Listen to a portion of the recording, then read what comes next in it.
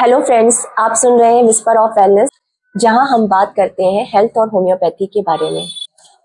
और आज का हमारा टॉपिक है अस्थमा, जिसे हम आम भाषा में दमा भी कहते हैं। और इस समस्या की गंभीरता का अंदाज आप इसी बात से लगा सकते हैं कि WHO के अनुसार हर साल दुनिया भर में 4 लाख से ज्यादा डेथ और भारत में 2 लाख से ज्यादा डेथ अस्थमा के कारण होती हैं। और इसी गंभीर विषय पर चर्चा करने के लिए आज हमारे साथ जुड़ रही हैं डॉक्टर रीमा भूपतानी, जो पिछले 25 वर्षों से HHF से जुड़ी हुई हैं और साथ ही उन्होंने डॉक्टर मिलिंद राव सर के साथ होम्योपैथी को बहुत गहराई से और करीब से समझा है। डॉक्टर रीमा कंटिन्यूसली अपने केसेस और डिस्पेयर और NGS जैसे रेप्यूटेड होम्योपैथिक जर्नल में शेयर करती हैं और साथ ही नेशनल सेमिनार और वीकली एकेडमिक सेशंस के माध्यम से अपना नॉलेज होम्योपैथिक डॉक्टर्स और स्टूडेंट्स के साथ लगातार शेयर करती आ रही हैं। और उन्हें खास तौर पर हर्निया, ट्यूबरक्लोसिस और अस्थमैटिक प्रॉब्लम्स को होम्योपैथी से सक्सेसफुली ट्रीट करने का गहरा अनुभव है। So let's welcome doctor Reema Bhupatani ma'am from Mumbai. Welcome to the whisper of wellness, Reema ma'am. Thank you Shilpa, how are you? मैं ठीक हूँ, आप कैसे हो? I am good. तो क्या हालचाल है आजकल? मौसम कैसा चल रहा है आज? मौसम यहाँ पर ठंडी भी है और गर्मी भी है। मतलब आप रात में और आपको मॉर्निंग में ठंड मिलेगी और आफ्टरनून में जो है एकदम हॉट हो जाता है। Same here. और तुम्हें पता है, पहली बार मुंबई में बहुत ज्यादा हमने ठंड भी महसूस की है। अदरवाइज हम लोग मुंबई में ठंड नहीं महसूस करते थे, लेकिन ये टाइम ऐसा हुआ है कि हमने कंटिन्यूस 20-25 दिन तक ठंड महसूस की है। और ऐसा हो गया है कि अभी जैसे एज होम्योपैथ हम ज्यादा पेशेंट्स रेस्पिरेटरी के देख रहे हैं कि रेस्पिरेटरी इन्फेक्शन के साथ आ रहे हैं पेशेंट्स, और या तो फिर बोन कंप्लेंट्स के साथ आ रहा है कि जॉइंट पेन हो रहा है डॉक्टर। बट ज्यादा हमें रेस्पिरेटरी वाले पेशेंट मिलते हैं जिनमें कोल्ड, काफ और रेस्पिरेटरी अपर ट्रैक, लोअर ट्रैक, ये सारे इन्फेक्शंस को लेके आते हैं, फ्लू को लेके आते हैं, फीवर के साथ आते हैं। और साथ में सर्दी खांसी का कंप्लेंट तो बच्चों में भी बहुत ज्यादा मिल रहा है आजकल। एंड या अभी ये जो सीजन है, ये सबसे ज्यादा अस्थमैटिक पेशेंट के लिए प्रॉब्लम कर रही है, क्योंकि अस्थमा एक ऐसी चीज है जो मॉडर्न मेडिसिन ऐसे तो कोई कॉज या कोई रीजन नहीं दे पा रही है। लेकिन जैसे हम जानते हैं कि अस्थमा में एक चीज प्रॉब्लम है कि लंग्स का जो फंक्शंस है वो थोड़ा सा कम हो जाता है, उतना अच्छे से पेशेंट ब्रीथ नहीं कर पाते हैं, उनकी जो ऑक्सीजन की उनकी जो नीड होती है वो भी कम हो जाती है, क्योंकि इतना ऑक्सीजन ले ही नहीं पाते। उनके अपनी एक परिस्थिति ऐसी हो जाती है कि थोड़ा सा वो डिसेबिलिटी फील करते हैं, they can't move around much. ऐसे सीजन में वो जा नहीं पा रहे, ज्यादा ठंड में बाहर जैसे मॉर्निंग वॉक के लिए जो पेशेंट निकलते हैं वो नहीं निकल पा रहे हैं, क्योंकि फिर उनके लिए दिक्कत हो जाती है ना। तो ये अभी यस मैम। और जो आज का हमारा टॉपिक है, जैसे कि आपने बोला कि रेस्पिरेटरी ट्रैक्ट इशू बहुत ज्यादा हो रहे हैं और खासकर उसमें जो है अस्थमा की प्रॉब्लम, जो कि बच्चों में, बड़ों में, हर एज ग्रुप में देखने को मिलती है आजकल। तो ये बहुत कॉमन हो गया है और काफी ज्यादा जो है बढ़ गया है। मतलब पहले जो प्रॉब्लम्स होती थी रेस्पिरेटरी ट्रैक्ट इशू और आज जो होते हैं, चाहे वो ऑल ओवर द वर्ल्ड हो चाहे इंडिया में हो, तो ये काफी तेजी से बढ़ रहा है। तो मैम, सबसे पहले तो अस्थमा को हम सिंपल शब्दों में कैसे समझ सकते हैं, आसान भाषा में? अगर सिंपल चीज हम समझना चाहते हैं तो नॉर्मल लोग हैं वो अच्छे से अपना ब्रीदिंग ले रहे हैं और छोड़ रहे हैं। हाँ जी। और अस्थमा के पेशेंट है, उनकी जो लंग्स की एयर पैसेज होती है, यानी जो श्वास नली अंदर की भी होती है, जैसे हमारी एक श्वास नली नाक से गले तक जा रही है और फिर अंदर वो छोटी छोटी हो जाती है, वो सारे पैसेजेस उनके नैरो हो जाते हैं, क्योंकि वहां पे सूजन हो जाती है, इन्फ्लेमेशन हो जाती है, और उसकी वजह से वहां पे म्यूकस भी फॉर्म होने लगती है, और ये सब के वजह से वो एरिया पूरा कंस्ट्रिक्ट हो जाता है। कहीं कहीं के ब्रोंकोस्पाज्म भी होता है, जैसे ब्रोंकाइज है, एल्वियोलाइज है, ये सारे उनके पूरे छोटे हो जाते हैं या तो कंस्ट्रिक्ट हो जाते हैं, जिसके वजह से पेशेंट है ना, वो ब्रीदिंग अगर अंदर ले रहा है तो वापस छोड़ नहीं पा रहा है, और जब आप वापस छोड़ नहीं पा रहे हो तो वापस लेना है, वो अगेन एक दिक्कत है, तो ये जो Yes. कश्मकश है उनकी कि ले भी नहीं पा रहे, छोड़ भी नहीं पा और रहे हैं, छोड़ भी नहीं पा रहे। यहाँ पे वो फंस जाते हैं और इसे हम दमा कहते हैं फिर कि दम लग रहा है, ब्रेथलेस हो रहे हैं। ये अस्थमा के लिए ये होता है। यस, बेसिकली पेशेंट यही लेकर आते हैं कि दमा हो गया है या दम लग रहा है, जो हमारे मतलब आम तौर पे जो बोलते हैं पेशेंट, वो यही उनकी लैंग्वेज होती है। यस मैम, तो इसके कारण क्या है? जैसे अभी हमने बात की कि रेस्पिरेटरी ट्रैक इशू जो है बहुत ज्यादा बढ़ रहा है, तो अस्थमा का इतना तेजी से जो बढ़ रहा है, ये जैसे कि WHO के आंकड़े जो बता रहे हैं कि आपको मतलब 30 to 35 मिलियन जो पॉपुलेशन है इंडिया में, वो इस प्रॉब्लम से सफर कर रही है, तो इसका कारण क्या है? देखो, सबसे पहले तो मॉडर्न मेडिसिन भी अस्थमा का एज सच कारण कोई नहीं समझ पाई है, बट फिर वो लोग क्या करते हैं कि एनवायरमेंट यानी आपके आसपास की जो चीजें हैं उसमें जैसे डस्ट हो गई, पोल्यूशन हो गया, या फिर जैसे कुछ एलर्जेंस हो गए हैं, या फिर जैसे ऑक्यूपेशनल हैजार्ड्स है जहाँ पे यस, मिट्टी, धूल, ये सब होती है। जैसे यहाँ पे कंस्ट्रक्शन वर्क बहुत चल रहा है तो बहुत सारी मिट्टी धूल उड़ रही है, तो उससे भी लोग बोलते हैं कि हम बीमार पड़ रहे हैं और आ रहे हैं, और उससे भी आप ज्यादा हो रही है।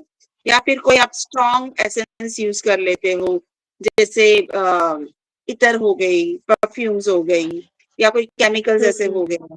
हम फीमेल्स है तो फीमेल्स अगर टॉयलेटरीज कुछ यूज कर रही है उसमें भी कुछ स्ट्रॉन्ग केमिकल्स है, फिनाइल्स है, या जैसे कमोड यूज करते हो उसको साफ करने के लिए जो केमिकल्स हम यूज करते हैं, तो वो सारे होते हैं वो बहुत ज्यादा स्ट्रॉन्ग होते हैं, तो इससे भी वो लोग वो तकलीफ होती है।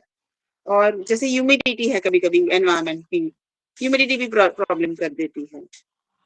यस, यस, मतलब मेजर रीजन अगर अकॉर्डिंग टू हम मॉडर्न मेडिसिन देखें तो एनवायरमेंटल फैक्टर है, और जो भी केमिकल्स या डिसइंफेक्टेंट हम यूज कर रहे हैं वो भी कहीं काफी हद तक हमें अफेक्ट कर रहा है।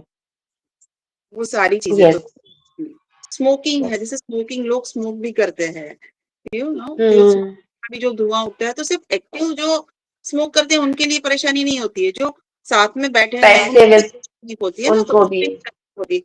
अगर नॉर्मल भी कोई बंदा है, अगर कोई स्मोक करता है, धुआं छोड़ता है, तो हम भी खांसने लगते हैं। तो यस, मेडिक पेशेंट के लिए तो बहुत ज्यादा परेशानी होती है जब वो ऐसे कुछ चीजों से कनेक्ट होते हैं या उनके साथ उनका एक ट्रिगर फैक्टर होता है उनकी वजह से।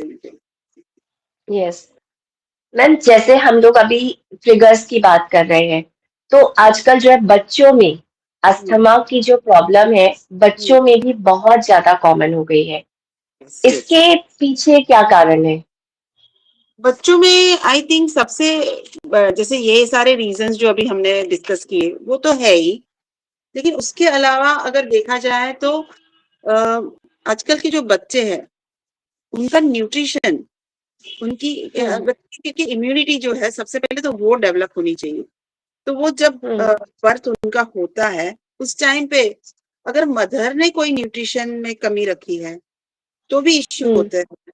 अगर मदर की मेंटल हेल्थ या फिजिकल हेल्थ प्रेगनेंसी के टाइम पे इतनी अच्छी नहीं होती है तो भी परेशानी होती है।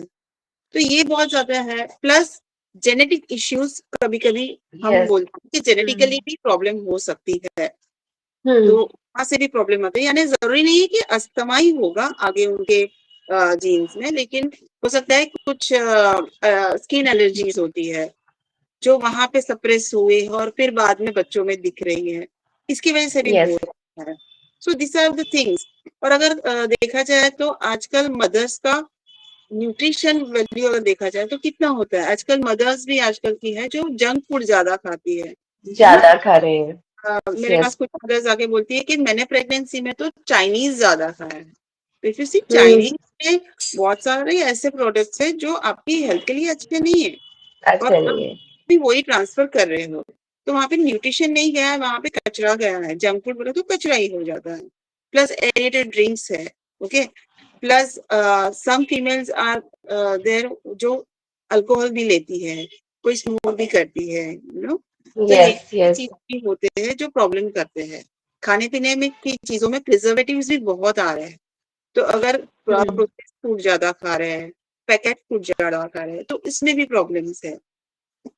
तो यस इसके लिए बच्चों की इम्यूनिटी बहुत ज्यादा लो भी होने लगी है, और जिसकी वजह से वो प्रोन होते हैं टू ऑल दिस डिसीज, और उसमें भी रेस्पिरेटरी इन्फेक्शन ज्यादा दिखते हैं, कोल्ड है या कुछ और है या कपिंग है, तो ये सब उनमें भी ज्यादा, तो वो प्रोन हो जाते हैं इन सब डिसीज को। यस ज्यादातर आप देखते हो कि बच्चों को जब ये प्रॉब्लम होती है तो कहा जाता है 5 साल तक तो आपको झेलना ही है, नेबुलाइजर देना ही है।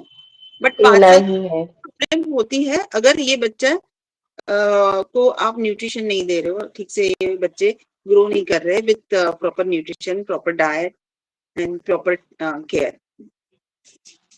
यस और एक और चीज मैम, जैसे अभी आपने मदर्स की बात की, तो आजकल जैसे जो सीजेरियन डिलीवरी बहुत कॉमन हो गई है ना, मतलब आपको 70 to 80% केसेस में आजकल सीजर ही हो रहा है, तो उससे भी एक जो इम्यूनिटी है बच्चों की वो डेवलप नहीं हो पाती, क्योंकि वो नॉर्मल जो बर्थ कैनाल से जो पैसेज थे उससे गुजरते नहीं है, तो जो इम्यून सिस्टम है वो ऑलरेडी वीक रह जाता है और तो फिर वो इजिली यस प्रोन होते हैं।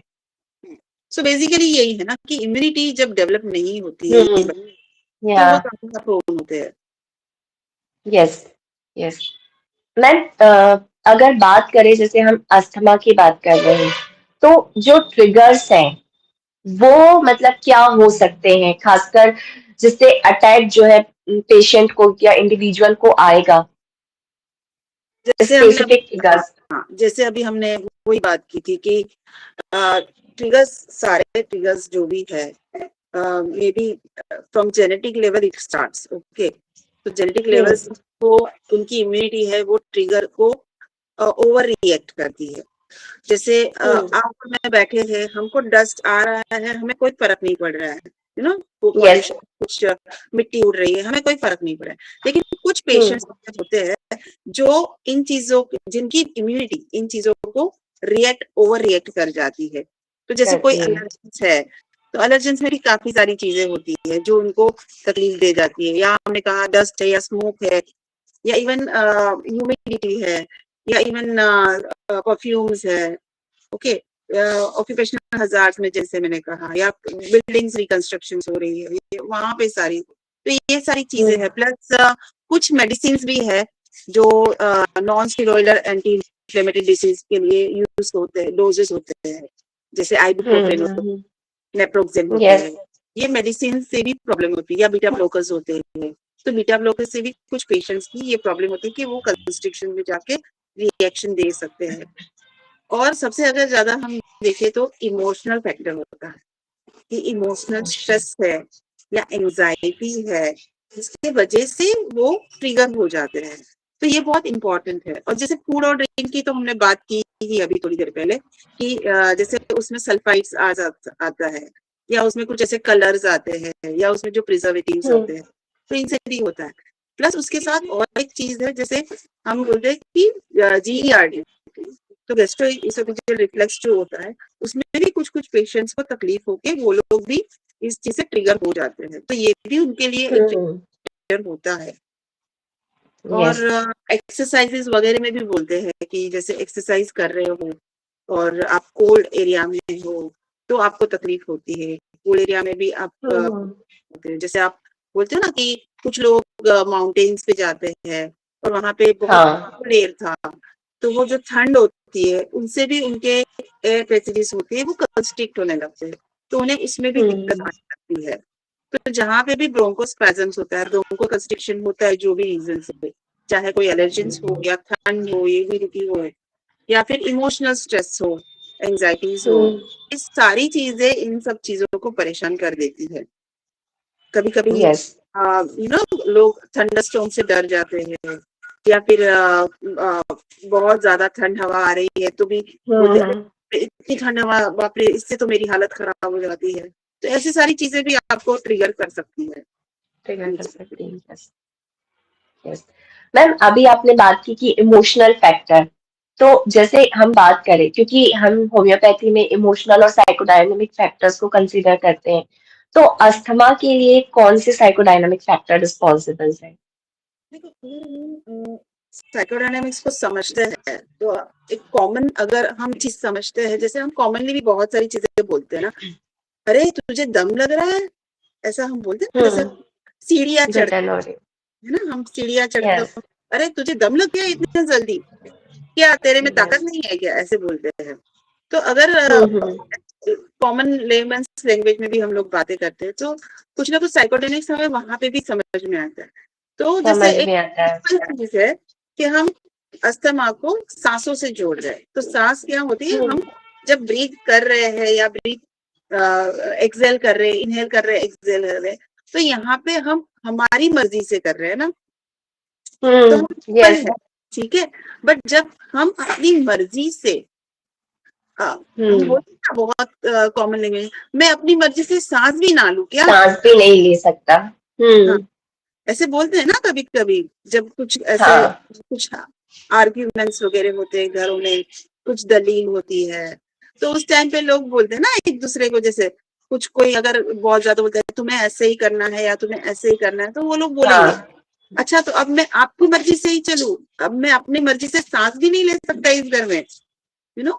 तो ऐसी यस कंडीशन बहुत बार हम जब पेशेंट के साथ हिस्ट्री लेते हैं उनकी और बातें करते हैं तो हमें पता चलता है कि वो अपनी फ्रीडम नहीं देख पा रहे हैं उस एनवायरनमेंट में, उनके घरों में, वहां पे उनकी एनवायरनमेंट में वो फ्रीडम नहीं है, जो फ्रीडम नहीं है। उसकी वजह से वो परेशान हो रहे हैं।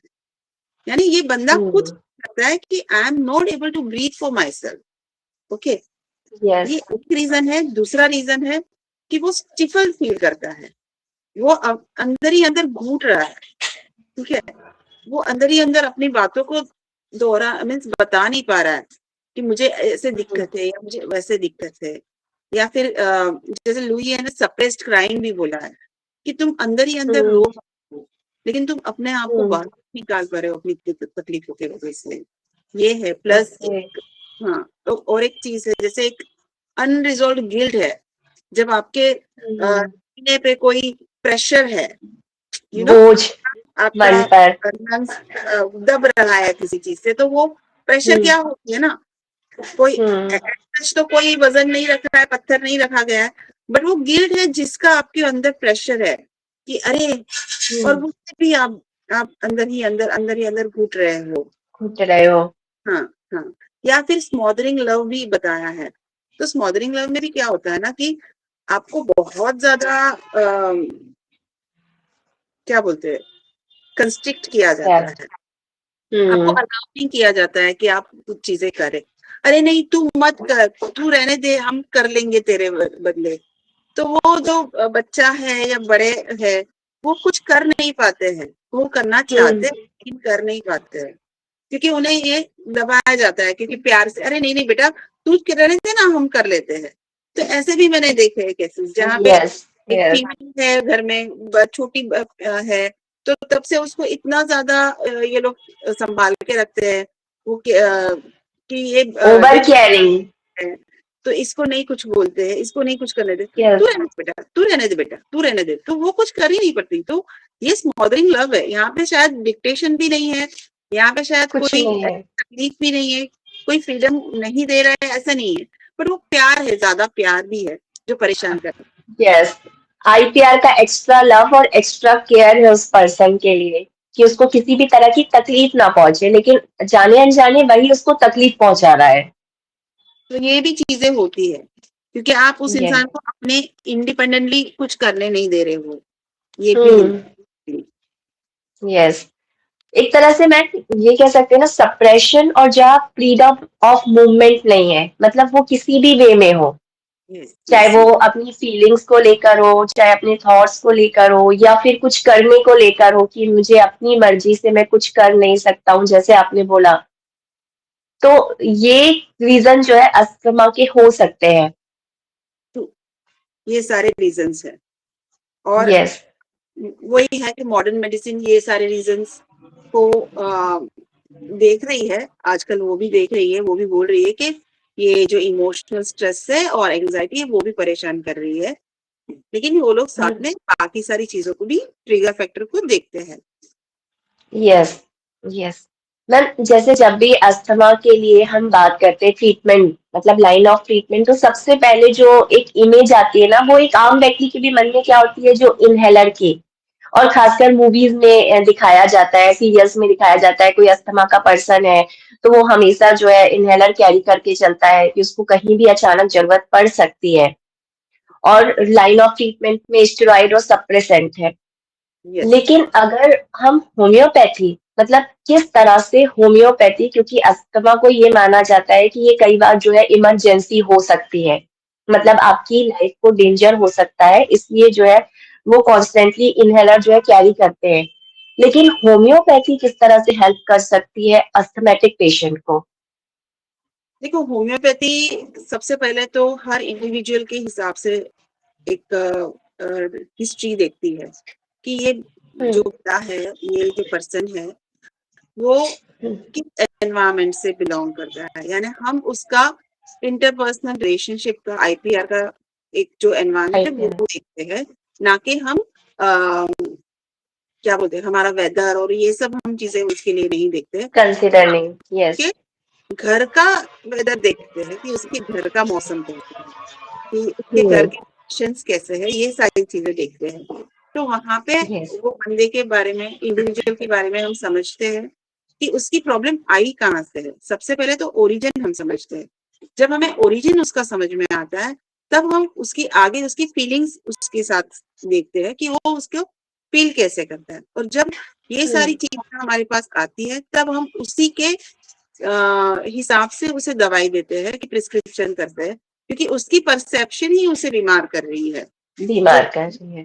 हाँ, जो हमारी फर्स्ट लाइन ऑफ ट्रीटमेंट वही रहती है कि एक इंसान अगर खुद फील करता है कि ये सारी चीजें मुझे अपने आप जीने नहीं दे रही है, मुझे मेरे हिसाब से नहीं चलने दे रही है, मैं सांस भी नहीं ले पा रहा हूँ अपने हिसाब से, तब जाके वो इसमें लैंड हो रहा है। तो वहां पे हमें उसे समझना पड़ेगा, और फिर हम उस इंसान की जो कंडीशन है उसे समझ के, उसके कंसर्न्स को समझ के, और उसकी अपनी इमोशनल जर्नी को समझ के हम उसे दवाई देते हैं। Yes. And that really helps, क्योंकि काफी सारे पेशेंट्स में हम देखते हैं कि they have they get better, day by day they get better. और एक टाइम आता है जब उन्हें इनहेलर की भी जरूरत नहीं पड़ती है, उनकी अपनी ब्रीदिंग कैपेसिटी अच्छी हो जाती है। They don't need yes. Any extra help, they don't need any bronchodilators और एनी इनहेलर्स। यस। तो मैम जैसे अभी आपने बताया कि घर का एनवायरनमेंट और हम आईपीआर के साथ जो आपका रिलेशन है वो कैसा है, तो जैसे बच्चों के केस में, बच्चों में अस्थमा की प्रॉब्लम जो बढ़ रही है, तो उनके केसेस में कौन कौन से ऐसी एनवायरमेंटल कंडीशन या आईपीआर का जो इन्फ्लुएंस है वो क्या हो सकता है? देखो, सबसे पहले जैसे हम बच्चों के लिए भी सबसे पहले कोई चीज है तो वो मदर है। क्योंकि जो जब वो वोम में होता है, जब वो मदर प्रेग्नेंट होती है, उस टाइम मदर किस इमोशनल जर्नी से गुजरी है वो देखा जाता है कि मदर की क्या कंडीशन रही होगी।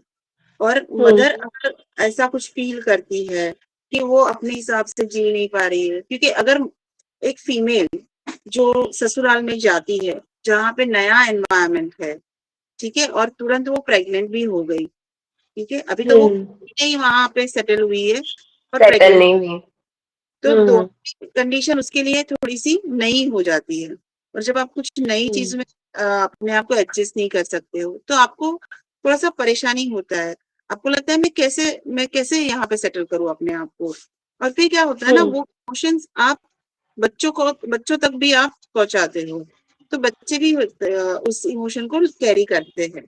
और जैसे कुछ यस। फीमेल है वो एम्बिशियस होती है, तो उनके लिए ये परेशानी हो जाती है कि अरे बच्चा है, अब मैं कैसे कर पाऊंगी, मैं ठीक से कर पाऊंगी या नहीं मेरा काम, या मुझे कुछ प्रॉब्लम भी नहीं होगी, या मेरी फ्रीडम तो नहीं इसके वजह से हैम्पर होगी। बहुत सारी फीमेल्स के लिए प्रेगनेंसी यानी उनकी फ्रीडम चली जाएगी, क्योंकि ओवर रिस्पॉन्सिबिलिटी हो जाएगी। आपको थोड़ा ज्यादा वक्त देना पड़ेगा, तो आपके नॉर्मल रूटीन से आप कुछ ज्यादा करने वाले हो, ज्यादा काम है, ज्यादा आपको देख रेख रखनी है एक बच्चे की, न्यू बॉर्न बेबी की, तो ये सारी दिक्कतें उनको पहले से ही फील होने लगती है कि अरे फिर मुझे इतना करना पड़ेगा या उतना करना पड़ेगा। तो ये सारी दिक्कतों के वजह से या फिर उनकी इमोशनल कोई ऐसी हेल्थ होती है जहाँ पे वो ट्रबल्ड होते हैं, या तो ससुराल वालों से, या तो हस्बैंड से, या तो किसी, हस्बैंड से। हाँ किसी भी, अगर अगर वो वर्किंग है तो हो सकता है बॉस भी उसे परेशान कर रहा है कि यस। अरे तुम प्रेग्नेंट हो गई हो तो तुम्हें हम क्या ज्यादा सहूलियत नहीं देंगे करके। तो एक एक कांस्टेंट प्रेशर होती है उस चीज में, तो वो उसकी वजह से भी काफी प्रॉब्लम होता है। जैसे आई नो वन फीमेल, वो उसकी प्रॉब्लम ऐसे थे कि वो काम नहीं कर रही थी, वो घर पे ही थी, she was happy with the pregnancy, लेकिन उससे बहुत ज्यादा काम उसके ऊपर आ रहा था कि तुम घर पे ही तो तुम सब संभालो, प्रेग्नेंट हो तो क्या हुआ, तुम सब कुछ कर सकती हो ना अभी तो वो ओवरलोडेड काम की वजह से हो रही थी क्योंकि वो घर में है और दूसरी बहू है वो काम पे जा रही थी। तो यहाँ पे वो फीमेल को बार बार लग रहा था कि ये तो ऐसा तो नहीं होना चाहिए ना, कि मुझे क्यों ऐसा करना पड़ रहा है, मुझे क्यों ओवर काम करवाना पड़ रहा है। तो ये सारी दिक्कतें भी आती है, तो इसकी वजह से हमें दिखता है कि बच्चों में फिर जो किड्स होते हैं उनमें ये सारी प्रॉब्लम्स शुरू में ही दिखने लगती है। जैसे एक बच्चा तो आफ्टर डिलीवरी ही उसे अस्थमेटिक इश्यूज दिख रहे थे, ब्रेथलेसनेस दिख रही थी जस्ट ओके। तो मैम जैसे एक तो ये मदर की इमोशनल हेल्थ हो गई, और ऐसा भी हो सकता है कि बच्चे में अगर बाय बर्थ या कुछ समय के बाद, जैसे होता है कि कई बार एक एज के बाद 5 साल के बाद 6 साल के बाद जो है बच्चों में एस्थमेटिक अटैक चालू हो जाते हैं, कोई फैमिली हिस्ट्री नहीं है, तो ऐसे में क्या घर का माहौल भी जो है उनके लिए रिस्पॉन्सिबल हो सकता है इस तरह की कंडीशन क्रिएट करने में? ऑफ कोर्स घर का माहौल तो, जैसे हम लोग बोल रहे हैं ना, मॉडर्न मेडिसिन फिजिकल एनवायरनमेंट को देख रहा है और हम एज अ होम्योपैथ हमारे घर का माहौल जो है, जो एनवायरनमेंट है, हम उसे इम्पोर्टेंस देते हैं कि घर का माहौल खुश है तो सब कुछ ठीक है, लेकिन घर के माहौल में प्रॉब्लम्स है, कन्फ्लिक्ट्स है, झगड़े है, या एक एक बंदा है वो सबको डिक्टेट कर रहा है, बाकी डिक्टेट सबको कर रहा है। करना पड़ रहा है, उसके हिसाब से चलना पड़ रहा है, कि उसके, जैसे समझो एक ऐसा बंदा है जो अपनी प्रतिष्ठा और अपना मान सम्मान लेके चल रहा है और वो चाहता है कि घर वाले ऐसे ही डील करें बच्चों को। नहीं, ये टाइम के बाद बच्चे खेलने नहीं जा सकते हैं, उनको घर पढ़ाई करो, पहले पढ़ाई करो। अरे वो 4 साल का बच्चा है, नहीं 5 साल का, नहीं नहीं अभी से पढ़ाई करना जरूरी है, तो वो प्रॉब्लम भी होती है। तो ये यही सारी चीजों की वजह से स्मॉदरिंग होती है या स्टिफलिंग फील होता है। मतलब कहीं पर भी जो लेवल है वो एक्सट्रीम लेवल पे जाए, चाहे वो एक्सट्रीम लेवल पे डिसिप्लिन हो जाए या फिर बहुत ज्यादा प्यार हो जाए, जैसे आपने बोला स्मोदरिंग लव, तो ये सारी चीजें जो है अस्थमेटिक कंडीशन के लिए रिस्पॉन्सिबल हो सकती हैं। इवन बच्चों में भी गिल्ट होती है, पता है। एक बच्चा था जो खेलने गया गार्डन में और उसने किसी बच्चे को धक्का दे दिया। धक्का देने के बाद ये बच्चे में गिल्ट आ गया कि अरे मैंने धक्का दे दिया, उसको लग गया।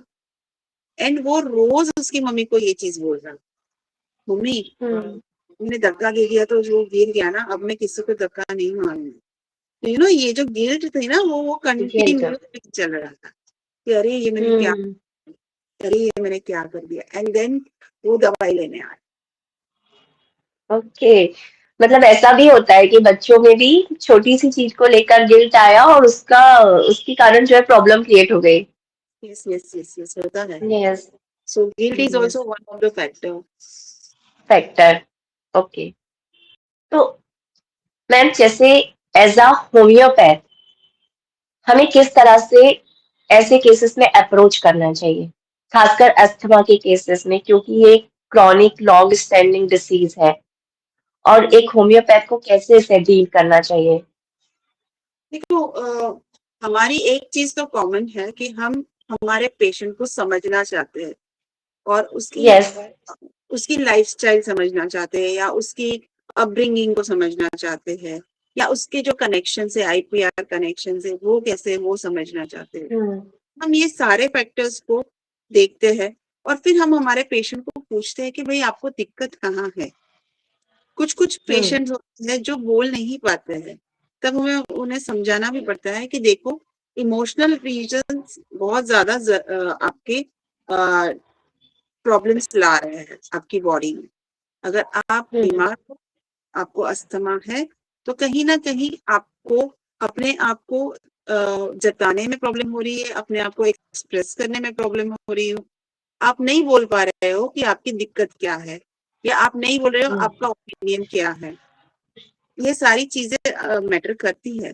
जैसे कभी कभी कोई कोई पेशेंट नहीं बोलता है, बोलते हैं नहीं एवरीथिंग इज फाइन, बट फिर फाइन, आपको यस, समझाना पड़ता है कि नहीं प्रॉब्लम तो है।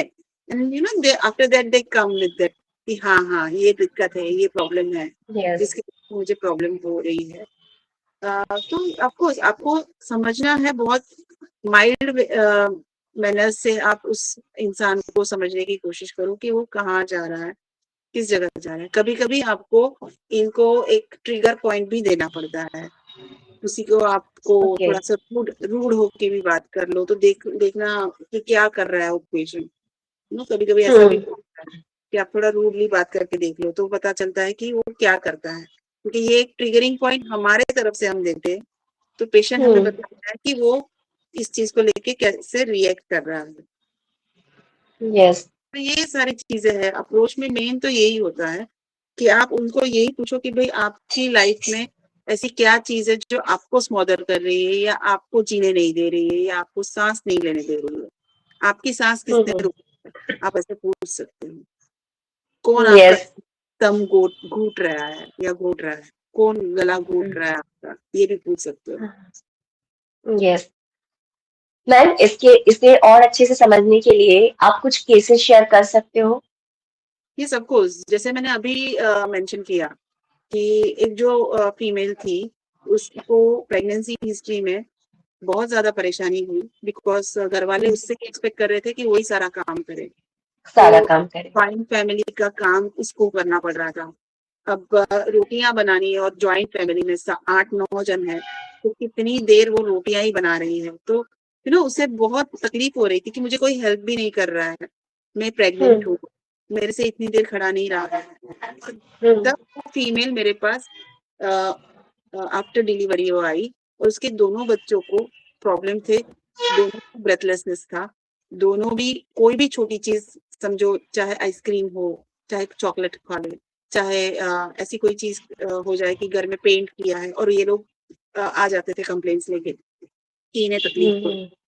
तो एक बच्चा था वो बहुत ही ज्यादा परेशान कर रहा था, तो उसको मैंने खाली स्पॉइल्ड चिल्ड्रन लेके उसे मैंने, और उसको एक चीज देखा था कि वो समझ नहीं रहा था किसी भी चीज को, किसी भी एंगल से। उसको कुछ भी करा लो आप, वो मानेगा ही नहीं। यहाँ तक के नर्सरी में वो गया तो वहां पे भी टीचर्स ने कंप्लेन कर दी वो बच्चे की। तो ऐसे बच्चे को मैंने ओपीएम दिया था, क्योंकि वो समझते नहीं, स्पॉइल्ड चाइल्ड होता है, वो समझता नहीं है कोई भी चीज, वो बिंदास कुछ भी करते रहते हैं, उसमें कोई डर नहीं होता है, फियरलेस जैसे होते हैं ना, स्पॉइल्ड यस, फियरलेस, ऐसे करके उसको ओपीएम दिया था और वो काफी अच्छे से सेटल हो गए।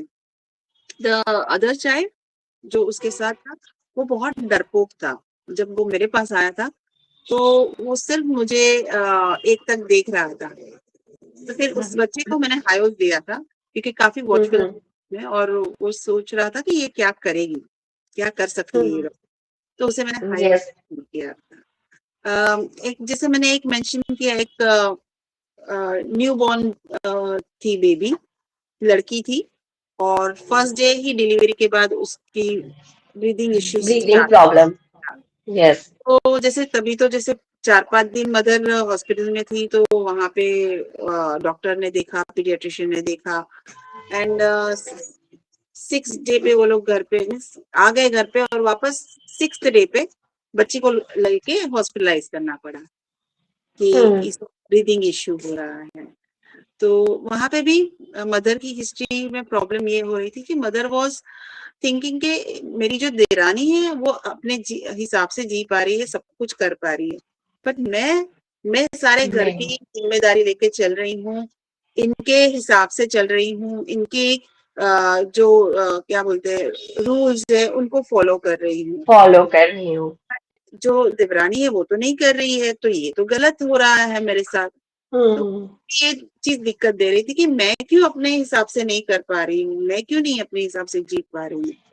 घर में कोई कुछ नहीं रहा था उसे, कोई तकलीफ भी नहीं दे रहा था उसे, बट उसे ये बात खटक रही थी कि I can not live according to my way, you know, I have. जिस तरह से मैं रहना चाहती हूँ तो मैं रह नहीं पा रही हूँ। हाँ, ये कैसा था ना, ये एक सीधी सादी लेडी थी जो घर में बोला जा रहा था वो फॉलो कर रही थी, बट जब उसने देवरानी को देखा कि देवरानी तो अपने हिसाब से चल रही है, कोई रूल को नहीं मान रही है, जैसे चाहे वो साइंस में चल रही है, तो इसे अजीब लगा कि ऐसे नहीं होना चाहिए ना कि एक कुछ भी कर रही है तो उसे करने दिया जा रहा है, और एक को ये कहा जा रहा है कि तुम हमारे हिसाब से करोगी तो अच्छा है, ऐसे नहीं करना है, तुम अच्छे से रहो। और ये कहती है मैं तो अच्छे से ही रहती हूँ, और फिर भी मुझे ये कहा जा रहा है कि तुम अच्छे से ही रहो, तो ऐसा क्यों। तो वो उसे नहीं जच रहा था, और वो जो बच्चा आया उसका, वो फॉर 6 मंथ्स उन्होंने बहुत कोशिश की कि वो नेबुलाइजर से इससे उससे सेटल हो जाए, बट कैसा हो गया कि नेबुलाइजर से भी सेटल नहीं होने के बाद 6th मंथ पे वापस वो लोग हॉस्पिटलाइज करने लेके गए। तब डॉक्टर ने कहा कि आप इन्हें इनहेलर दो, और तब उनको ऐसा लगा 6 महीने की बेटी को हम इनहेलर कैसे दे, वो तो पॉसिबल ही नहीं है। तब जाके होम्योपैथी के लिए आए कि नहीं चलो हम होम्योपैथी लेते हैं, कुछ अल्टरनेटिव ढूंढते हैं। एंड मैंने उनको यही पूछा था कि आपकी बेटी को इतने 6 महीने में फीवर आया है कि नहीं, तो उसने कहा नहीं फीवर नहीं आया है। मेरा ठीक है चलो, क्योंकि मदर में एक एंगर दिख रहा था, बट बच्चे में फीवर नहीं आया था, और बच्चा बहुत ही इजी गोइंग था, बहुत ही प्लेफुल था, बहुत ब्यूटीफुल बेबी थी, और उसमें कुछ ज्यादा था नहीं ऐसा जो तकलीफ दे था, वो बेटी उसकी तकलीफ भी नहीं दे रही थी। It was very easy to that girl. तो मैंने उसको बेलाडोना दिया था, और उससे वो फर्स्ट डे ही रात को उसको फीवर आ गया। तो जो लेडी थी उसकी सास ने उसको बोला फीवर आ गया है तो बच्चे को तो क्रोसिन देना ही चाहिए या एबिजेसिक देना ही चाहिए, तो उसने कहा कि नहीं, डॉक्टर ने कहा है फीवर आएगा और उसे कुछ भी नहीं देना है, कुछ भी नहीं देना है। मॉर्निंग में फीवर चला गया, एंड बच्ची काफी बेटर थी, काफी अच्छी थी, and she was quite good for long time. और 5 साल के बाद तो उसकी कंप्लेंट्स नहीं थे। ओके। और अगर कोई केस, हाँ, जैसे मैंने और एक एग्जांपल तुम्हें दिया था कि एक न्यूली वेड थी और उसकी सास हर जगह पे कहीं पे भी उनको जाना आना हो तो वो बोलती थी कि नहीं, एक तो मुझे लेके जाओ या फिर तुम नहीं जा सकते हो। तो इस के लिए बहुत मुश्किल हो गई, क्योंकि इसे फ्रीडम ही नहीं मिल रही थी। वो अपने हिसाब से कहीं जाना आना भी नहीं हो पा रहा था, हस्बैंड के साथ भी बाहर जाना है तो सास कुछ ना कुछ बहाने बनाती थी, कुछ ना कुछ तकलीफ देती थी, जिसकी वजह से ये जो न्यूली वेड थी उसको बहुत तकलीफ हो रही थी। And when she came to me, वो बताना भी नहीं चाह रही थी मुझे कि कोई दिक्कत है। She was like everything is okay okay, सब ठीक ही है, कोई प्रॉब्लम ही नहीं है, लेकिन बस मैंने यहाँ पे आई हूँ, मैं साउथ में रहती थी, अभी साउथ से यहाँ पे मैं मुंबई शादी करके आई हूँ। और ठीक है, हस्बैंड भी अच्छा है, हस्बैंड के साथ भी अच्छी है, जमती है, घर में सिर्फ सास है और तो कुछ है नहीं, ये नहीं वो नहीं। बट देन आई इंसिस्टेड हर कि ऐसा नहीं हो सकता है ना कि आप अस्थमा लेके आओ और कोई प्रॉब्लम नहीं हो, प्रॉब्लम ना हो। हाँ, तो फिर उसने मुझे कहा कि मैंने उसे कहा कि सारी आपकी जो डिटेल्स है वो हमारे पास कॉन्फिडेंशियल होती है। तब जाके वो पेशेंट थोड़ा सा ओपन हुई, और फिर उसने बताया कि हाँ, मेरी सास मुझे वो सब नहीं करने मिलता है, बिकॉज मेरी सास हर चीज में हमें मना कर देती है, कहीं बाहर जाना आना है तो भी वो मना कर देती है कि नहीं जाना है, नहीं करना है। तो it is very difficult for me कि घर पे भी मैं कुछ कर नहीं पा रही, कुछ लाना है तो वो ना बोल देती है कि नहीं, ये नहीं करना है, वो नहीं करना है, ये नहीं लाना है। सो एवरीवेयर हर सासू वाज लाइक कि नहीं, ये नहीं कर चलेगा, वो नहीं चलेगा। And she was not you know define भी नहीं हो रही थी कि मैं करूंगी करके। शी वाज लाइक कि नहीं, मुझे नहीं करना है, मुझे झगड़े नहीं चाहिए, इट्स बेटर कि घर का एनवायरनमेंट खराब ना हो। तो मैंने कहा तो आपके हस्बैंड को तो पता होगा ये सारी चीजें। तो वो बोलती थी नहीं, मैं हस्बैंड को भी नहीं बताती हूँ, क्योंकि हस्बैंड को बताओ तो फिर उसको भी टेंशन होगी, तो इससे अच्छा है मैं सब कुछ अंदर ही रखूं, किसी को बताऊं ही नहीं। तो यहाँ ये चक्कर में she was getting asthmatic attacks, और रात भर सो नहीं पाती थी फिर, और इसे मैंने नेट्रम्यूर दिया था and she was better with that. तो ये जो फीमेल थी ना, उसका प्रॉब्लम वही हो रहा था कि वो सास उसको बहुत तकलीफ दे रही थी, और हर चीज में मना कर रही है, कोई चीज उसको करने नहीं दे रही है, बाहर जाना है तो भी प्रॉब्लम कर रही है कि नहीं नहीं जाना है, यहाँ मत जाओ वहां मत जाओ। हस्बैंड के साथ जा रहे हैं तो भी प्रॉब्लम करती है, कुछ ना कुछ बहाने से रोकने की कोशिश करती है। तो फिर ये फीमेल बहुत परेशान हो रही थी, और वो हस्बैंड को भी नहीं बता रही थी कि सास का ये बिहेवियर उसे कितना तकलीफ दे रहा था। She was getting upset because of that, because उसे लग रहा था कि हस्बैंड को बताऊंगी वो लोगों का कुछ कंफ्लिक्ट होगा, वो भी परेशान होंगे, तो ये बेटर है कि मैं हस्बैंड को ना बताऊं। और सब कुछ वो अंदर ही रख रही थी। अब सास कुछ प्रॉब्लम कर रही है तो आप उसको सामने कुछ बता सकते हो, बोल सकते हो, बता बट सकते हो, वो भी यस। नहीं कर सक रही थी कि नहीं मुझे कुछ बोलना नहीं है। She is not very cooperative, so I can not tell her कि आप ऐसे करो वैसे करो। अगर कुछ बोलूंगी तो फिर वो रोने लगेगी, या फिर कुछ ऐसे नाटक करेगी, या हो सकता है झगड़ा हो जाए, एंड देन वो झगड़ा झगड़ा होगा तो फिर घर का माहौल भी बिगड़ जाएगा। तो बिगड़ फिर जाएगा। बिगड़े हुए माहौल में रहना अच्छा नहीं लगेगा। सो इट्स बेटर कि मैं कुछ बोलूं ही नहीं, जो है जैसे है वो चलने दे। लेकिन मुझे दिक्कत होती है, रात को मैं सो नहीं पाती हूँ, आधी आधी रात को मुझे उठना पड़ता है। Even after taking inhalers I can't sleep properly, I can't breathe properly, then I am awake whole night, and then next day मुझे बहुत तकलीफ होती है, क्योंकि दूसरे दिन उठ के सारा काम करना है तो वो भी नहीं हो पाता है फिर। Because then you know sleeplessness की वजह से उसको वीकनेस फील होती है, प्लस ब्रेथलेसनेस तो हो ही रहा है।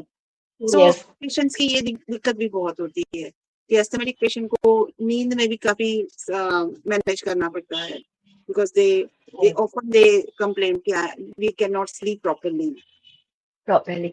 मैम, जो आपने ये केस अभी बताया, तो इसमें एक चीज है ना, जैसे आप जब केस नरेट कर रहे थे, तो ऐसा होता है कि हमारे मन में मेडिसिन चलती है, तो आपने लेट्राम्यूल बोला, लेकिन इसके साथ साथ कार्सी और इग्निशिया, दो रेमेडी भी जो है साइड बाय साइड चल रही थी, तो कैसे डिफरेंशिएट करेंगे कि ये कार्सी और इग्निशिया नहीं लेट्राम्यूल है? कार्सिनोसिन है ना, वो ज्यादा परेशान हो भी रहा है तो वो बताएगा नहीं ज्यादा कि इससे मुझे दिक्कत हो रही है करके। वो शायद उस चीज को ऐसे ही लेके चल जाएगा, या फिर अगर वो हाई स्पिरिटेड जोन में है समझो, तो वो इतना माइंड भी नहीं करेगा कि ठीक है उसको जो करना है वो करने दो।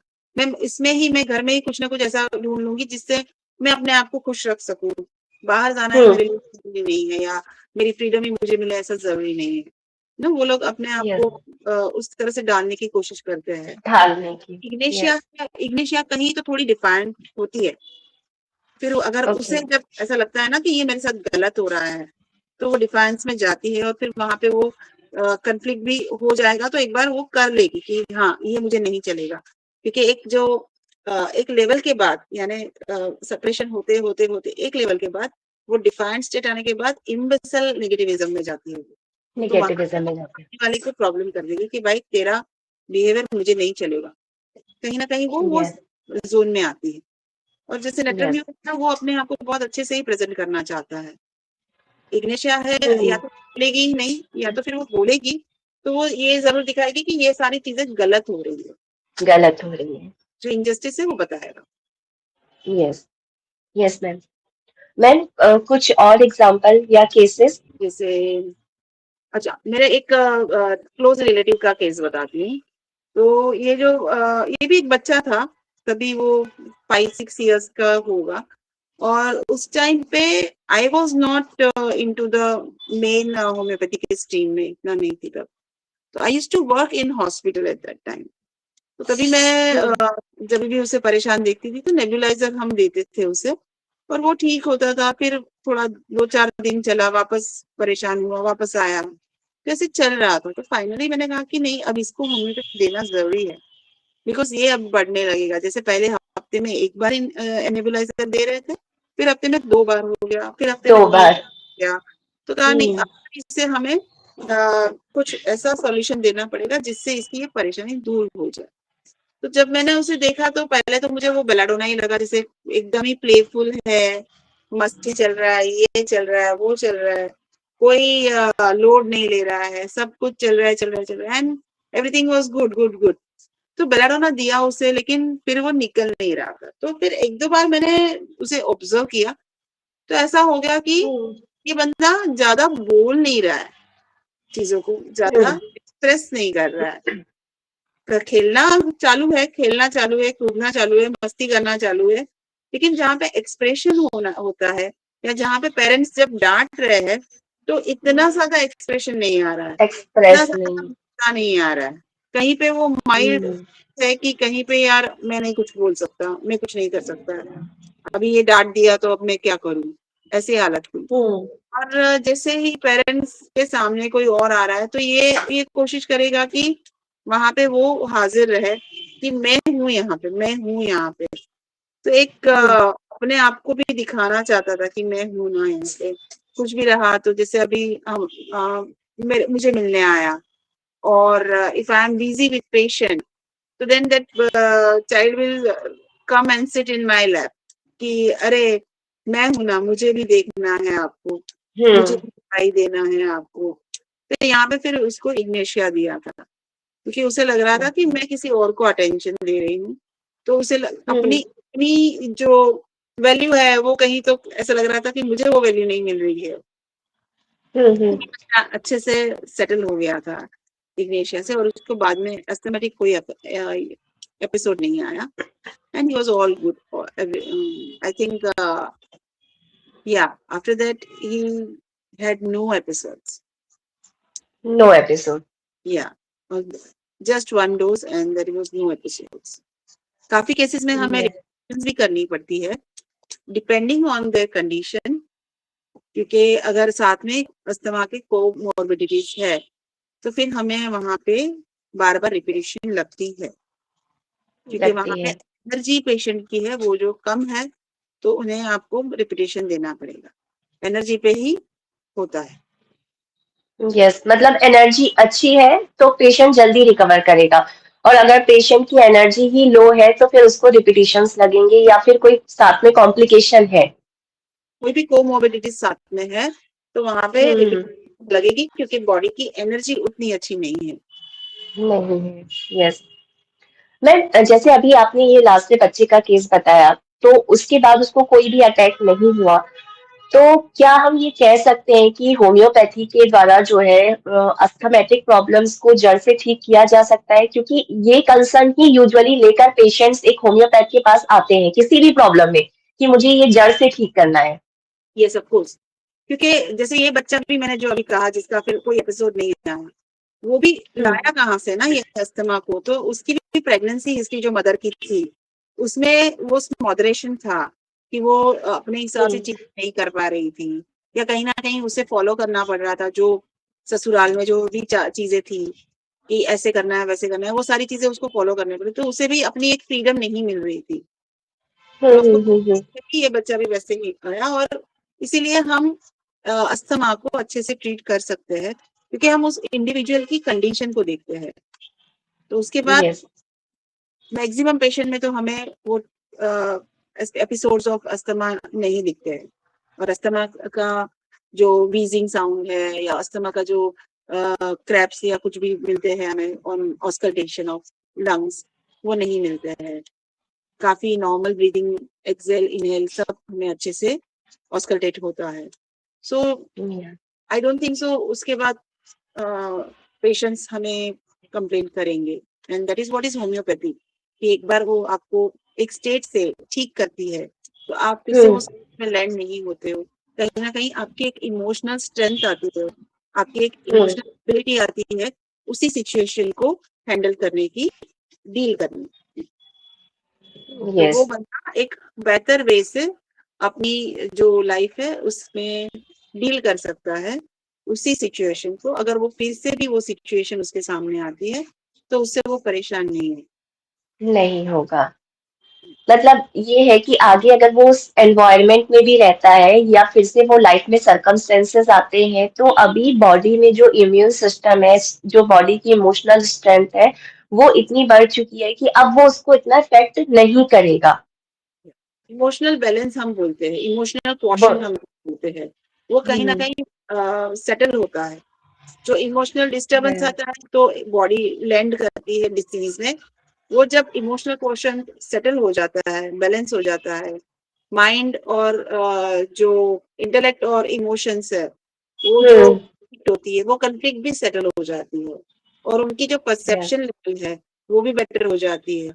तो वो आपके आपको बोलते हैं कि अब मैं ये चीजें नहीं सोचता हूँ, या अब ये चीजों को लेके मुझे कोई फर्क नहीं पड़ता है। फर्क नहीं पड़ता है। जैसे इग्नेशिया पेशेंट की मैं एक बात करूंगी, she is a 60-year-old lady, और उसकी प्रॉब्लम उसके हस्बैंड की वजह से थी कि उसके हस्बैंड बहुत ज्यादा उसको डोमिनेट भी करते थे, बहुत ज्यादा उसको जैसे यूज कर रहे हैं, उसे ऐसे फील होता था कि ये लोग मुझे यूज करते हैं, और फिर ये मुझे सामने जो वैल्यू करनी चाहिए वो तो करते नहीं, कदर तो है नहीं इनको।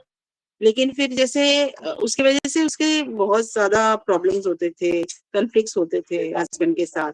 लेकिन फिर वो सेटल होने लगी, और अब वो बोलने लगी कि अब मुझे कोई फर्क नहीं पड़ता है कि हस्बैंड क्या बोलता है।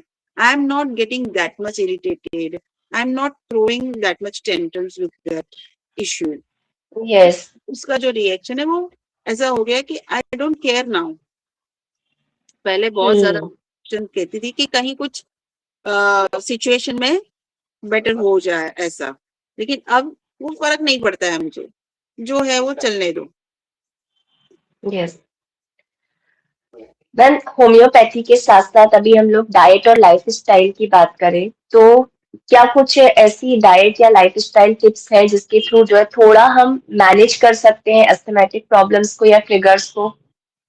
ये सब कुछ जैसे इफ यू सी कि डाइट में हम बोल सकते हैं कि आप जितना प्रोसेस फूड है जिसमें प्रिजर्वेटिव्स आते हैं, कलर्स होते हैं, आर्टिफिशियल कलर्स होते हैं, या फिर जो लॉन्ग लॉन्ग लाइफ देने के लिए फूड में काफी सारी चीजें वो लोग ऐड करते हैं।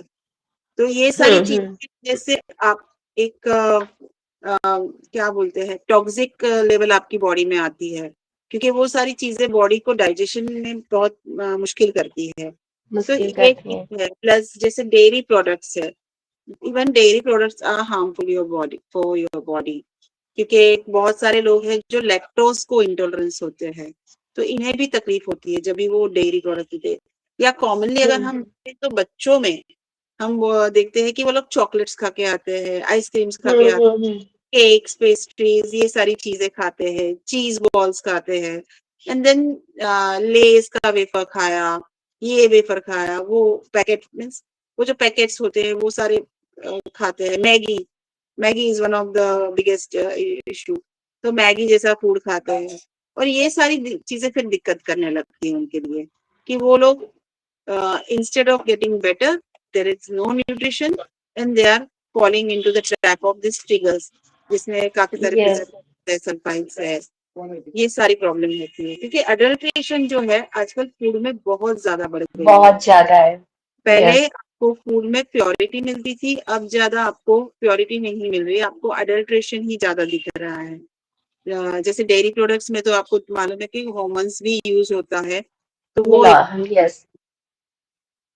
ये एक दिक्कत होती है फिर। तो ये सबसे बड़ी प्रॉब्लम है डाइट को लेके यहाँ पे, कि हमें जैसे जो पहले के जमाने में लोगों को अच्छा खाना मिलता था, प्योरिटी ऑफ था, हर क्वालिटी बहुत अच्छी थी। तो आजकल हमारे साथ ये सबसे बड़ी दिक्कत हो रही है कि हमें क्वालिटी नहीं मिल रही है। क्वांटिटी हमारे सामने बहुत ज्यादा है, बहुत है। बहुत सी चीजें हैं, जोमेटो, स्विगी, हर कोई आपको फूड देना चाह रहा है जो प्रिजर्वेटिव वाला है, या जिसमें काफी चीज लोडेड है, या काफी बटर लोडेड है। बट ये सारी चीजें दिक्कत दे रही है आपकी बॉडी को, क्योंकि उसमें कोई न्यूट्रिशन तो है नहीं। प्लस लाइफस्टाइल जो हमारी है, जो पहले हमारी लाइफस्टाइल थी उसमें हम नेचर से काफी कनेक्टेड रहते थे। लाइफस्टाइल है उसमें हम नेचर से थोड़ा सा सेपरेट हो गए हैं, we are away from the nature, हम बड़ी-बड़ी बिल्डिंग्स में रहते हैं या हम पूरे दिन गाड़ियों में घूमते हैं, ज़मीन पे चलने की नौबत ही नहीं आ रही है हमारी, या हम गार्डन में जाके कितनी देर बैठते हैं, हार्डली बैठते हैं ना, क्योंकि हम लोग यस, कुछ ना कुछ काम में बिज़ी रहते हैं। सो द लाइफ़स्टाइल की हम जहाँ अभी बात कर रहे थे कि लाइफ़स्टाइल भी हमारी ऐसी हो गई है कि हर कोई एक रेस में लगा हुआ है। हर कोई एक एम्बिशन के पीछे भाग रहा है। हर कोई ये यस, चाहता है कि मैं इतना कमा लूँ, मैं इतना पा लूँ, इतनी, और लग्ज़री, हर किसी को लग्ज़री चाहिए, यू नो? लग्जरी, हमें लग्ज़री चाहिए, हमें मटेरियल चाहिए। हमारी लाइफ़ मटेरियलिस्टिक ज़्यादा हो गई है। We want to show ourself कि हमने इतना कमाया है या हमने इतना लाया है। हम हमारी गाड़ी यस, दिखाना चाहते हैं लोगों को, हम हमारा घर दिखाना चाहते हैं या हम कहाँ घूमने जा रहे हैं वो दिखाना चाहते हैं। तो हम ये सारी हमारी लाइफ़स्टाइल में ये सारी चीज़ें बहुत इन्वॉल्व हो गई है। यस, कि ये यस, सारी चीज़ें एक स्ट्रेस क्रिएट कर रही है। अरे ये तो इतनी रील्स डाल रही है। मैंने यहाँ कहाँ रील डाली है, मुझे भी रील डालनी है। तो ये भी एक स्ट्रेस फैक्टर आ गया है कि अरे मैं क्यों नहीं कर पा बहुत, रही, इसने कर लिया। तो ऐसे लाइफ़स्टाइल हो गई है ना कि जहाँ पे आप बिल्कुल भी बैठ नहीं पा रहे हो, there is no peace at all, ठीक है? आप कांस्टेंट कुछ ना कुछ चीज़ के पीछे लगे हुए हो। तो लगे हुए हो, इतनी ज़्यादा स्ट्रेस में रह रहे हो, आप एक चीज़ हुई नहीं कि आप दूसरी चीज़ करने जा रहे हो, तीसरी चीज़ करने जा रहे हो। आपको पता नहीं है पॉज़ कहाँ लेना है। आपकी लाइफ़ में पॉज़ नहीं है। यस, बस आप भाग रहे हो, अब भाग रहे हो। तो क्या होगा ना कि आपके लिए स्ट्रेस काफ़ी क्रिएट होगा। There is no yes, relaxation of mind, no relaxation in your life. You are just following some, things which others are following. ऐसा हो गया। यस, जो अदर दूसरे करते हैं वो आपको भी करना है। वैसे ही करना आप है, करना है। तो आप कुछ कर रहे हो, तो आप दिख रहे हो। अदरवाइज़ आप कुछ यस, नहीं कर रहे हो, ऐसा आप फ़ील करते हो। मैंने क्या किया? कुछ नहीं यस, किया, यार ये देख कितना कर रही है। तो ये सारी चीज़ें भी एक फैक्टर होती है। End of course social media की वजह से ये सारी प्रॉब्लम्स बहुत बढ़ गई है। हम जितना डिस्कनेक्टेड थे पहले, उतना हम ज़्यादा लोगों से कनेक्ट होते थे। और कनेक्टेड आज थे, हम अगर लोगों को मिलते भी हैं, तो भी हम डिस्कनेक्ट रहते हैं क्योंकि हम अपने फ़ोन में बिज़ी रहते हैं। 4 बिज़ी लोग रहते बैठे हैं हैं लेकिन फिर भी वो अपने फ़ोन देख रहे हैं। फ़ोन में, यस, यानी आप कनेक्ट हो नहीं रहे हो, आप डिस्कनेक्टेड ज़्यादा हो। डिस्कनेक्टेड ज़्यादा है, एक ही घर में 5-6 अगर लोग हैं, वो एक-दूसरे से बात नहीं करते हैं। वो अलग-अलग जगह पे बैठे हैं और अपने मोबाइल देख रहे हैं, या एक ही कमरे में बैठ के भी मोबाइल देख रहे हैं, और उनको एक ग्रुप यस, बनाना पड़ रहा है व्हाट्सएप पे, फैमिली ग्रुप, जिसमें वो लोग बोलते हैं, "अरे डिनर इज़ रेडी, अरे lunch is ready, what time you are coming?" आप बात नहीं कर पा रहे हो, आप यस, क्या कर रहे हो? आप ये सारी चीज़ें कर रहे हो कि व्हाट्सएप कर दिया, अब वो देखेंगे, फिर वो आएँगे। So this is the yes, issue of life. You are going into the zone where there is no connection, there is no feelings. Okay, तो ये बहुत दिक्कत है आपके लिए। आप नेचर से यस, बहुत दूर जा रहे हो। Yes, absolutely right ma'am. और जैसे आपने बोला ना ये कनेक्शन डिस्कनेक्शन, तो आई थिंक कहीं ना कहीं जो है ना नेचर से दूर होने के साथ साथ जो ये सोशल मीडिया का एक कहना चाहिए हिडन और अनवांटेड प्रेशर जो Yes, है लिया जाता है, और उसकी वजह से हम अपनी लाइफ में प्रॉब्लम्स क्रिएट कर लेते हैं, क्योंकि दूसरों की लाइफ का इन्फ्लुएंस इतना ज्यादा हो रहा है कि वो ये कर रहे हैं और हम नहीं कर पा रहे हैं। उसके पास गाड़ी है, उसके पास ये है, उसके पास तो ऐसा मोबाइल है। तो ये सारी चीजें जो है काफी हद तक इन्फ्लुएंस कर रही हैं। और सबसे इम्पोर्टेंट चीज, अगर चाहे तो हम कनेक्ट हो सकते हैं, लेकिन जैसे आपने बोला ना कि वो पॉज कहाँ लेना है हमें यही नहीं पता है। यस, आप 24 आवर में अगर चाहो तो हाफ एन आवर निकाल सकते हो कि हम बाकी सराउंडिंग से या नेचर से कनेक्ट हो सके, लेकिन हमें पता ही नहीं है। हमें रुकना कहाँ है ये पता ही नहीं है। यस, यस, क्योंकि हम तो अगर हम छुट्टी लेके वैकेशन भी करने जा रहे हैं, तो वहाँ पे भी हमें रील बनानी है, वहाँ पे भी हमें मौसम नहीं देखना है, वहाँ का हम सीन नहीं देखना है, हमें वहाँ पे फ़ोटो निकालनी है, हमें वहाँ पे रील बना के है, और ये सभी में हम बिज़ी रहते हैं। So we are busy always बहुत। हुँ, आप कहीं भी चले जाओ, आप मूवी थिएटर में चले जाओ, आप रेस्टोरेंट में चले जाओ, आप किसी भी जगह पे चले जाओ, लोग उस जगह को एंजॉय नहीं कर रहे हैं आजकल। वो सिर्फ और सिर्फ जो है कोई अच्छी सी लोकेशन देखो और अपना मोबाइल निकालो और उससे सेल्फी लो उसको। और ये इन्फ्लुएंस बच्चों पे भी बहुत ज्यादा है। ट्रू। यस, इसीलिए तुम अगर देखो तो शिल्पा, अगर तुम देखो ना तो अभी बच्चे ना बिगड़ रहे हैं, सुधरने के बदले बिगड़ते जा रहे हैं। जबकि बच्चों के पास बहुत सारी रिसोर्सेज है, लेकिन मोबाइल ने क्या कर दिया है ना, वो रिसोर्सेज से ज्यादा उनको टाइम वेस्ट करने के लिए भी बहुत सारी चीजें दे दी है कि वो एजुकेशन से ज्यादा गेम खेलते हैं या वो यस। रील्स देखते हैं या वो ऐसी कुछ चीजें करते हैं जिसके वजह से उनको टाइम पता ही नहीं चलता है कि कितना वो लोग वेस्ट कर रहे हैं। तो यस। पेरेंट्स के लिए ये भी एक ओवर स्ट्रेस हो गई है। ओवर स्ट्रेस के साथ साथ मैम, जैसे अभी आपने बोला ना, पेरेंट्स को जब बच्चे देखते हैं कि पेरेंट्स जरूरत से ज्यादा मोबाइल पे फोकस है, तो वो उससे ज्यादा जो है फोकस होते हैं। अगर उनको ये समझ में आ जाए कि हाँ हमारे पेरेंट्स देखते हैं, लेकिन उसके बाद उनको पता है कि कब हमको जो है मोबाइल का यूज नहीं करना है। मेरे साथ क्या होता है एक्चुअली, मैं बताती हूँ कि कभी कभी ना ऐसा होता है कि हर 2-3 दिन में मुझे ऐसा लगता है ना, मैं मोबाइल को कहीं पर रख दूं और बस कुछ देर के लिए मैं इसको बिल्कुल भी नहीं देखूं। तो मैं ज्यादातर ऐसा करती हूँ कि जब मैं बाहर घूमने जाऊंगी या कहीं छत पे टहलने जाऊंगी ना, तो मैं मोबाइल को छोड़ देती हूँ। फिर मैं मोबाइल अपने पास नहीं रखती हूँ, ताकि वो मेरा जो पूरा ध्यान है ना उससे हट ही जाए। तो तो समटाइम ऐसा होता है कि मेरी डॉटर बोलेगी कि आप ना मोबाइल क्यों नहीं लेके जाते हो, तो मैं कहती हूँ नहीं, मुझे अभी इससे छुटकारा चाहिए कुछ देर के लिए। यस, अभी उसके लिए अभी नया एक वर्ड आया है कि गैजेट फास्टिंग करना है। यस। कोई गैजेट नहीं चाहिए। कोई गैजेट नहीं चाहिए। और स्क्रीन टाइम भी आजकल बोला जा रहा है ना कि आप जो है नाइट में अपना स्क्रीन टाइम जो पहले से सेट ऑफ कर दो, तो आप ताकि अच्छे से, क्योंकि ये स्लीप पैटर्न को भी बहुत ज्यादा डिस्टर्ब कर रहे हैं। क्योंकि जैसे ओटीटीज आई है, तो वो तो हम्म चाहते ही है कि आप सो, वो तो चाहते हैं कि आप हमेशा उस पे लगे रहो। उस पे लगे रहो। बिंज वॉचिंग जो है कितनी ज्यादा हो रही है, लोग एक एक मतलब जब बैठेंगे तो पूरी वेब सीरीज, पता चला कि अगर वो 5 या 7 एपिसोड की है तो उसको देख के ही फिनिश करके मानेंगे, इतना उसमें एब्जॉर्ब हो जाते हैं। और ये अभी बहुत ज्यादा दिक्कत है क्योंकि लोग ना उसकी वजह से स्लीपलेसनेस में जा रहे हैं, रात को 2 यस। तक 3 बजे तक सो नहीं पा रहे। And this is one of the factor जिसकी वजह से बॉडी को वो लोग पेन हार्म कर रहे हैं। हार्म कर रहे हैं। यस। और ये भी कहीं ना कहीं मैम, जैसे नोटिस किया है मैंने, ये भी ब्रीदिंग इश्यूज जो धीरे धीरे क्रिएट करता है, क्योंकि जैसे जैसे आपका बॉडी का जो एनर्जी लेवल है ना, आप फिजिकल एक्टिविटी नहीं कर रहे हो, आप बिंज वॉचिंग कर रहे हो या पूरे टाइम आप जो अपने मोबाइल में लगे हुए हो, तो ये कहीं ना कहीं जो है ना आपकी जो ब्रीदिंग है उसको इफेक्ट करता है। फिर आप जो सीढ़ी, पता चला आपने 4 सीढ़ियां चढ़ी और आप हाँफने लग जाते हो। तो ये एक शुरुआती फैक्टर है। यस यस यस, यहाँ से ही Yes, कुछ ना कुछ चीजें चालू होने लगती है। इसे हो हम जैसे जाती हैं। सिंपल लैंग्वेज कहेंगे तो हम कहेंगे कि आप खुद को ही अब्यूज कर रहे हो। एब्यूज कर रहे हो। यस। मैम, जैसे अभी तो बहुत अच्छे से सारी चीजें समझ में आ गई, लेकिन अब हमारे जो पेशेंट्स होते हैं उनको आप क्या कहना चाहोगे कि उन्हें होम्योपैथी के लिए कब अप्रोच करना चाहिए अस्थमा के केसेस में? होम्योपैथी के लिए आप कभी भी अस्थमा के लिए तो आप कभी भी अप्रोच कर सकते हो होम्योपैथ को। क्योंकि कैसा है ना, जब स्टार्टिंग में जहाँ पे 4 स्टेप होते हैं अस्थमा के, जहाँ पे फर्स्ट स्टेप है 1 सिग्नल हुआ, ठीक हुआ, फिर थोड़ा ज्यादा हो गया, वीकली होने लगा, फिर वो डेली होने लगा, और डेली में भी उनको दिन में भी बहुत ज्यादा परेशानी है, रात में भी परेशानी ज्यादा है। तो ऐसे इतनी ज्यादा अगर चीजें खराब ना होने दे, पहले या दूसरे स्टेप में ही वो अगर आ जाते हैं होम्योपैथ के पास, तो इनकी इम्यूनिटी को हम ठीक कर सकते हैं। उनकी जो ट्रिगरिंग फैक्टर्स है हम उस पे काम यस। कर सकते हैं, उनके इमोशनल स्ट्रेस पे काम कर सकते हैं, और उनके जो लाइफस्टाइल है उसमें कहीं ना कहीं होम्योपैथी एक इम्प्रूवमेंट दे सकती है उन्हें।